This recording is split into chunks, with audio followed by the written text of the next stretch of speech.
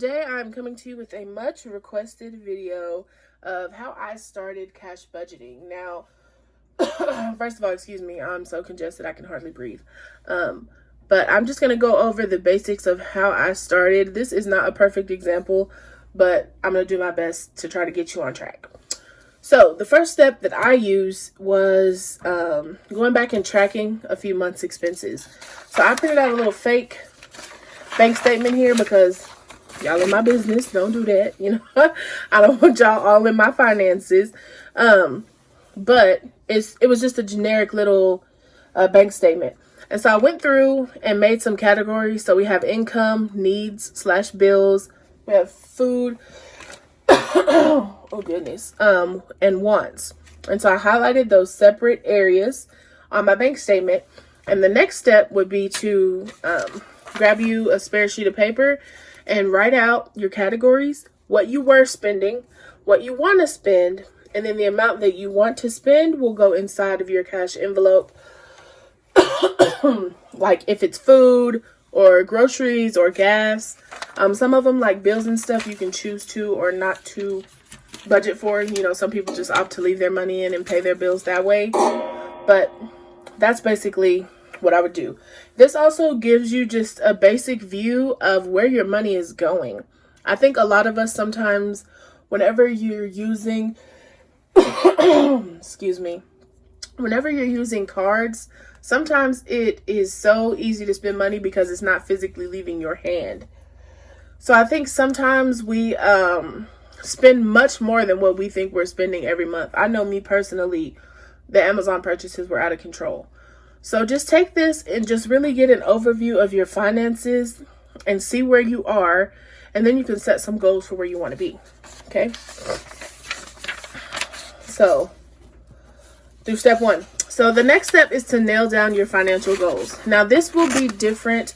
Really, your budget should be different than anyone else's because your finances are not the same as anyone else's. So you want to nail down your financial goals. So there has to be a reason for why you're starting budgeting. You really need to sit down and nail down your why. Is it because I'm tired of living paycheck to paycheck? I have so much debt. I need to pay it off. I'm wanting to buy a home. I'm wanting to buy a car. Whatever your why is, you need to sit down and sit with it and marinate with it and then create your financial goals based off of what you need out of your budget. Okay. So one of the options and the easiest way to look at it is, am I paying off debt? Am I saving, or am I doing both? So do I have some student loan debt, a few credit cards that I need to pay down, but I also want to have savings because I'm tired of living paycheck to paycheck and I need to have spare money, right? So that's a personal decision. I can't make that for you. That's based on your own personal finances. For me, oh my God, I can't breathe. For me, it's a little of both. So I have student loan debt, some credit card debt.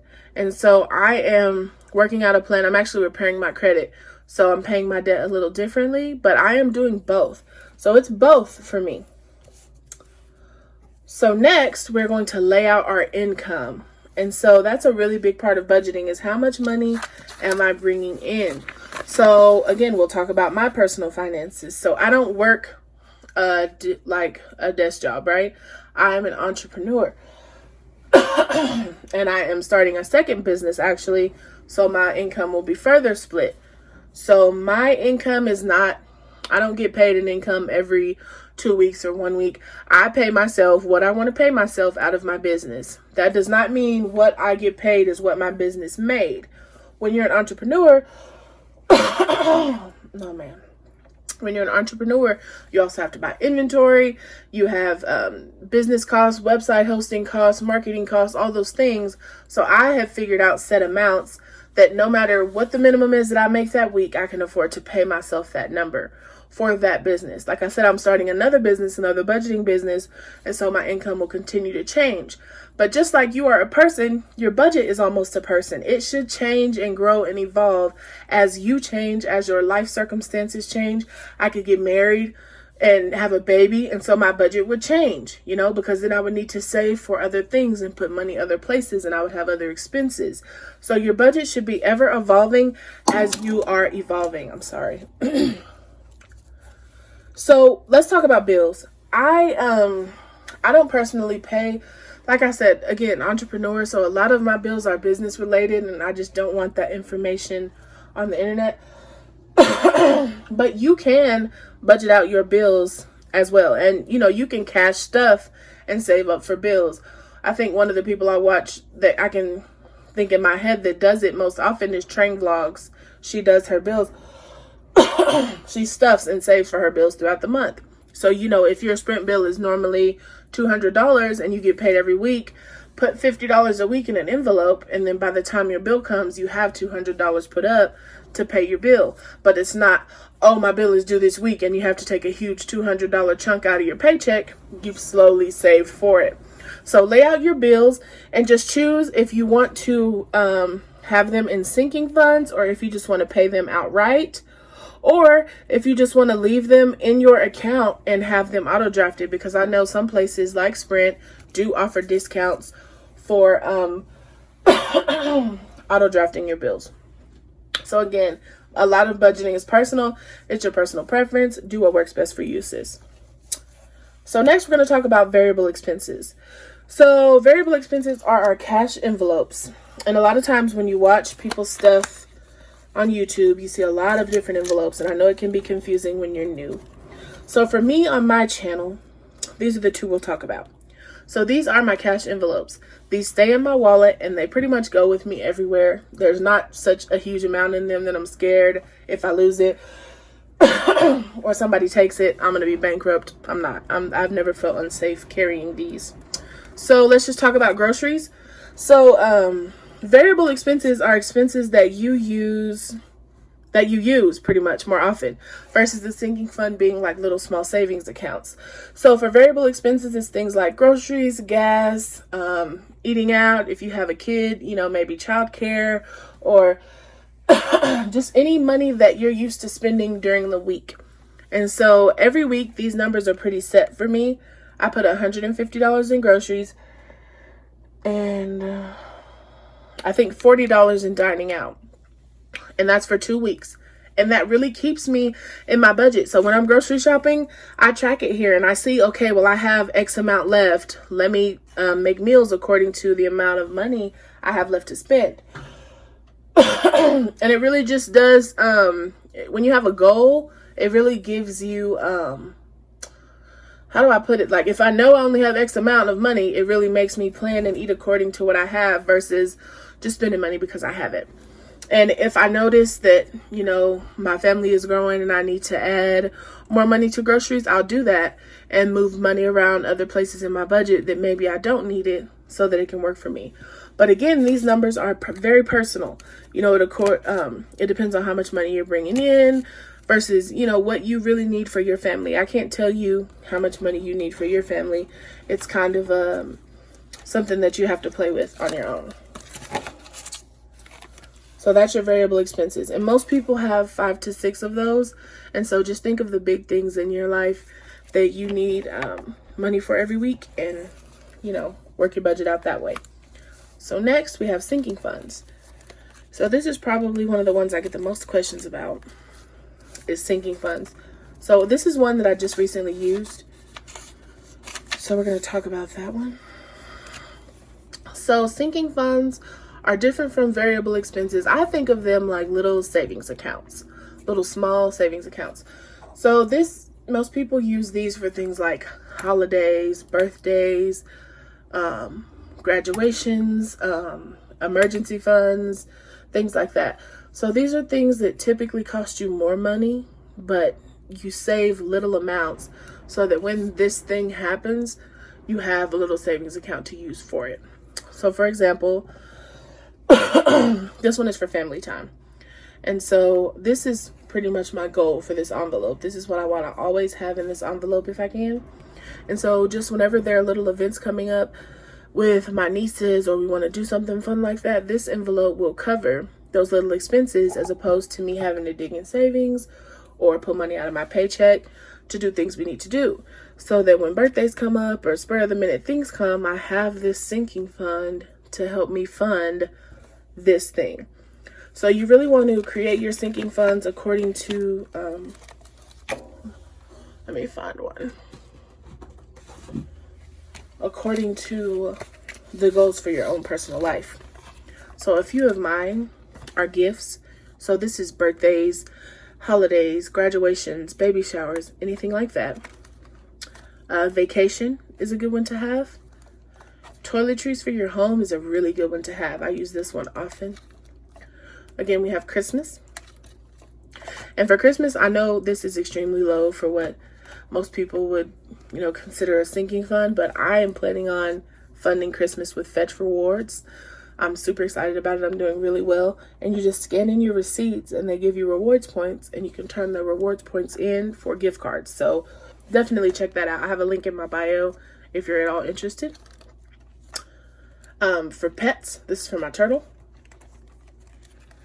And also just a giving envelope. Whenever you see people and they need money, it's nice to have that there to help them.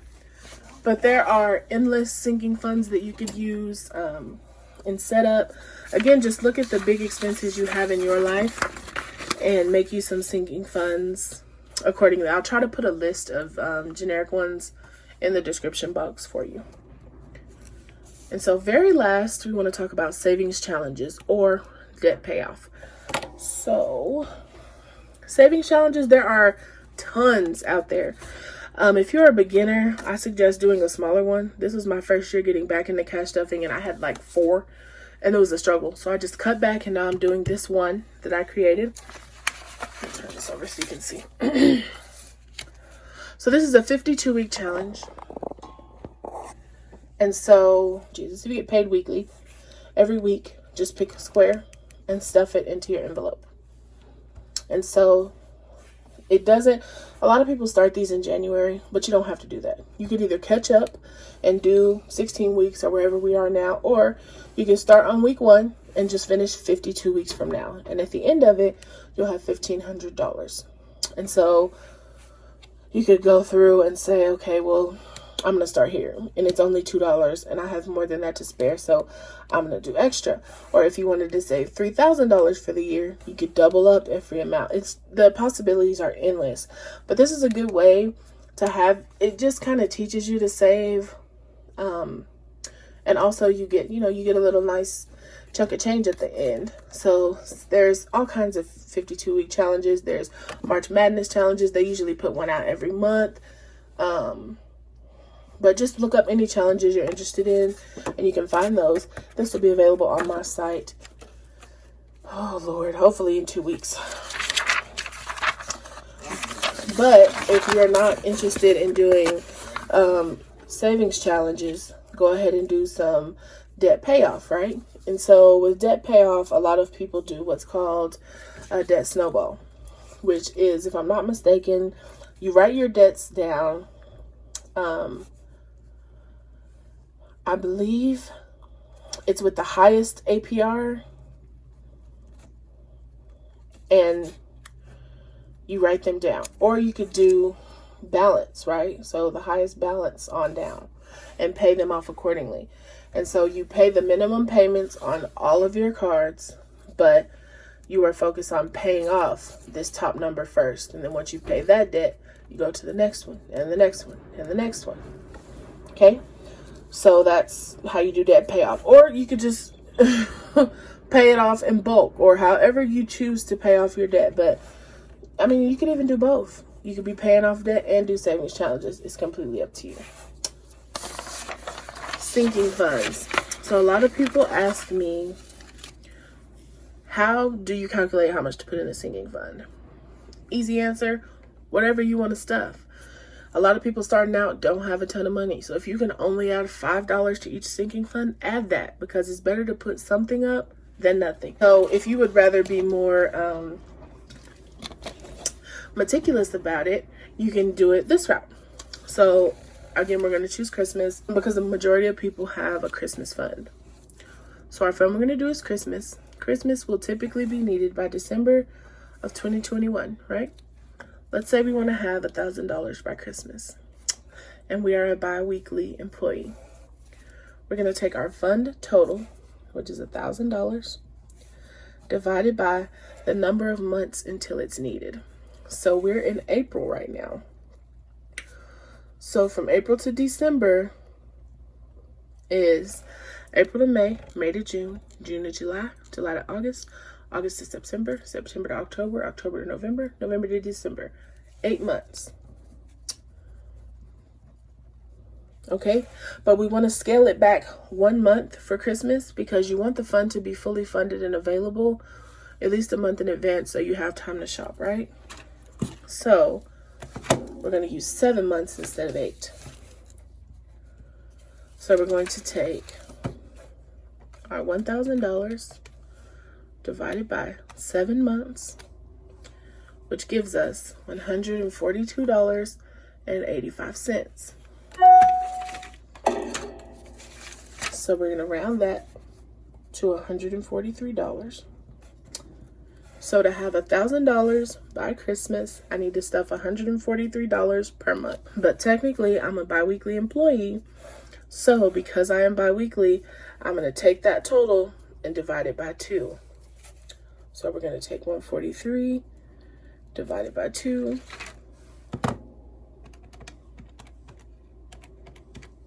Which gives me $71.50. So we're just going to round that up to $72. If I was weekly, I would just divide it by you could divide this by 2 or divide that by 4 to get your weekly amount. So every 2 weeks, I need to be saving $72 to have $1,000 by Christmas. Simple enough. You can apply this logic to any fund, no matter how far out you want it, and it'll give you the amounts that you need, okay? So y'all, I hope this was helpful. If you have any further questions or would like me to make a video or further explain any of these concepts, please let me know. I'm not by any means a financial guru, but cash budgeting has worked for me, and it can work for you too. You can make it work for you. The best thing you can do is just start. Just start. Don't overcomplicate it. Don't feel like you have to buy the fanciest binders or envelopes. If you have to start with regular old mailing envelopes, just start. You'll be so grateful you did later. It's difficult at first, putting yourself on this kind of budget sometimes if you're used to just frivolous spending.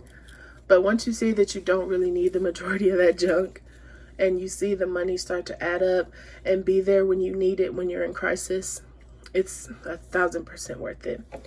So thank you guys for coming by. Sorry for the raggedy hands and breathing like a pit bull, but I hope this helped. I really wanted to get this video out because so many of you guys are wanting to get started, and so I wanted to help. So just let me know if you have any further questions. Y'all have a good day. Make sure to like, comment, and subscribe on this video, and I'll see you next time. Bye.